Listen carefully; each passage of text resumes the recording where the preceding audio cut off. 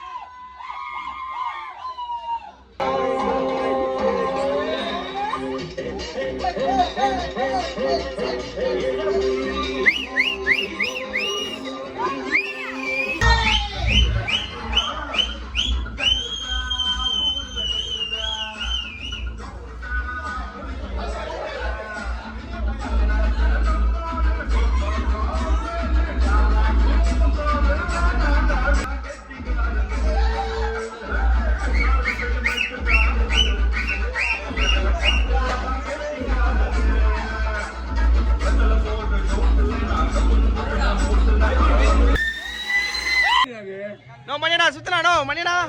No manina. No manina.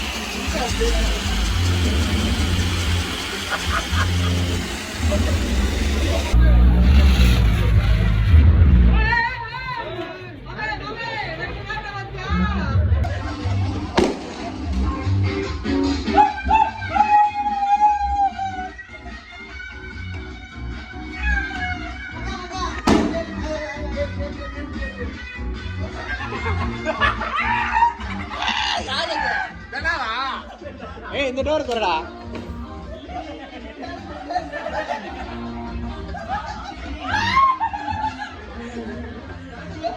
முந்த வர பா.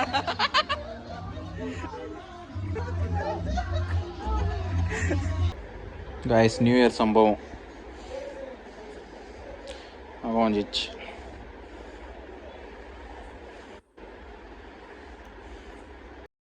நைட் நல்லா நியூ இயர்லாம் செலிப்ரேட் பண்ணிட்டு எல்லாம் தூங்கி எழுந்துட்டு மார்னிங் அப்படியே வெளியே வந்து பார்த்தோன்னா இந்த வியூ பாருங்கள் எவ்வளோ அழகாக இருக்குது. கொஞ்சம் விடிஞ்ச அப்புறம் பாருங்கள்.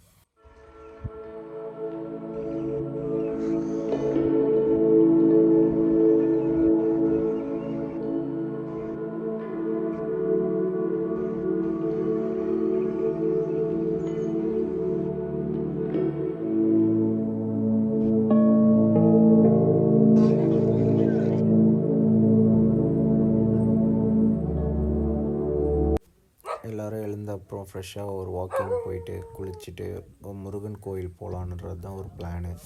நாங்கள் போய்ட்டு நல்லா என்ஜாய் பண்ணிவிட்டு அங்கே இருக்க கிணத்துலலாம் நல்லா குளிச்சுட்டு அதுக்கப்புறம் அப்படியே அங்கேருந்து கிளம்புனோம். குளித்து முடிச்சுட்டு சும்மா இல்லாமல் ஊர் சைடு போயிருக்கோம், இளநீ குடிக்கலாம் அப்படின்னு சொல்லிட்டு தென்னந்தோப்பு கூப்பிட்டு போயிட்டாங்க. ஆனால் நாங்கள் ஃபுல்லாக தலைக்கு குளிச்சுட்டு இளநீ குடித்தா என்ன ஆகுன்றது தெரியும். ஒருத்தரும் ஒரு இளநீ குடித்தா பரவாயில்ல, எவ்வளோ இளநீ குடிச்சிருக்காங்கன்னு நீங்களே கேட்டு தெரிஞ்சுக்கோங்க அவங்ககிட்ட. சார் சொல்லுங்கள் சார், நீங்கள் எத்தனை இளநீ குடிச்சிங்க? சார் நீங்கள் எவ்வளோ குடிச்சிங்க? 10. 10 சார் நீங்கள் எவ்வளோ குடிச்சிங்க? 4. சார் நீங்கள் 6. நீங்கள் சார் 7. 3. அவர் வெட்டி மட்டும் குத்துனுறாரு. ஆமாம், ஃபர்ஸ்ட் படம் எங்க வரும்? சார் நீங்கள் எவ்வளோ குடிச்சிங்க? 5. திருச்செந்தூர். தென்னந்தோப்புக்குள்ளே நடந்து போயிட்டு இருக்கும்போது அங்கே ஒரு பேர்டோட ஃபெதர் ஒன்று பார்த்தேன். அது எந்த பேர்டோடதுன்றது தெரிஞ்சால் கொஞ்சம் கமெண்ட்டில் சொல்லுங்கள். தென்னந்தோப்பில் இளநீ குடிச்சிட்டு ஃபன் பண்ணிவிட்டு நெக்ஸ்ட்டு நாங்கள் கிளம்பி போகிற பிளேஸ் தான் வேலப்பர் திருக்கோவில். இது வந்து தேனியில் லொக்கேட் ஆகிருக்கு. எக்ஸாக்ட் லொக்கேஷன் என்ன கேளுங்க சொல்கிறேன். இதுதான் கோவிலோட என்ட்ரன்ஸ். இங்கே நம்ம பைக்கு இல்லை கார் ஏதாவது எடுத்துகிட்டு வந்திருந்தால் பார்க் பண்ணிவிட்டு இங்கே மலைக்கு மேலே நம்ம வந்து ஸ்டெப்ஸில் நடந்து போகிற மாதிரி இருக்கும். ரொம்ப பெரிய மலைலாம் இல்லை, கொஞ்சம் தான். நம்ம கொஞ்சம் மேலே போயிட்டு பார்த்தோன்னா நல்லா மலைக்கு நடுவில் கோவில் சூப்பராக கட்டியிருக்காங்க. இது கோவிலோட பேக் சைடு. பின்னாடி வந்து பார்த்தாலும் வியூ பாருங்கள். நாங்கள் போனது நியூ இயர்ன்றதுனால ரொம்ப கூட்டமாக தான் இருந்தது. அந்த கூட்டத்தில் நின்று சாமி பார்த்துட்டு வந்தோம். இதுதான் நம்ம வந்து ஏறி வந்த வழி. இந்த ஸ்டெப்ஸில் தான் நம்ம ஏறி வந்து இந்த கோயிலேருந்து ரீச் ஆகும்.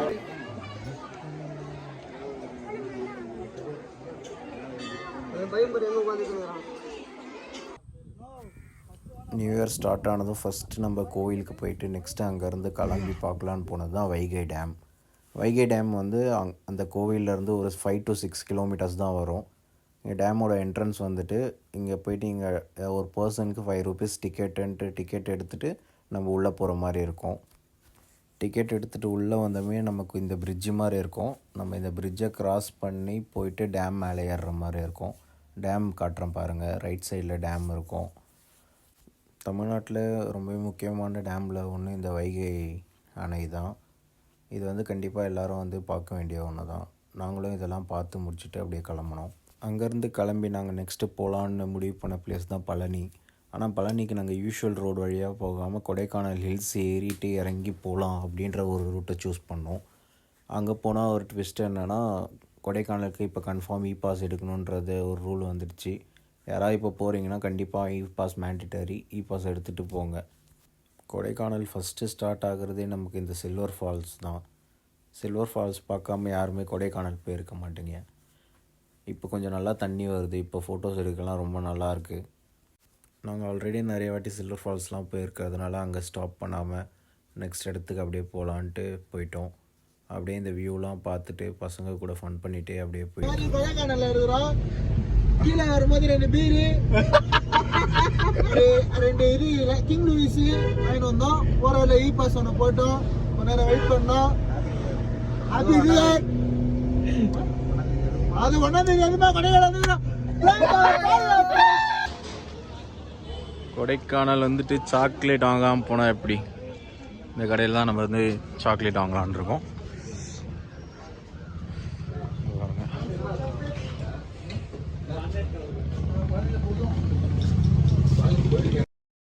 ஃபைனலி கொடைக்கானலில் இருந்து இறங்கி பழனி ரீச் ஆகிறதுக்கு நம்ம 8 ஆகிடுச்சு. இதுக்கப்புறம் நாங்கள் போயிட்டு சாமி பார்த்துட்டு வந்து கிளம்பி 8:30க்கு சாமி பார்க்கலான்ட்டு பழனி மலை மேலே ஏற ஆரம்பித்தோம். ஏறி முடிச்சு 11:30க்கு கீழே வந்துட்டு அதுக்கப்புறம் சாப்பிட்டு நாங்கள் கிளம்புறதுக்கு 12 ஆகிடுச்சு. 12 o'clock அங்கேருந்து நாங்கள் ஸ்டார்ட் பண்ணோம். ஸ்டார்ட் பண்ணி சென்னைக்கு மார்னிங் ரீச் ஆகிட்டோம்.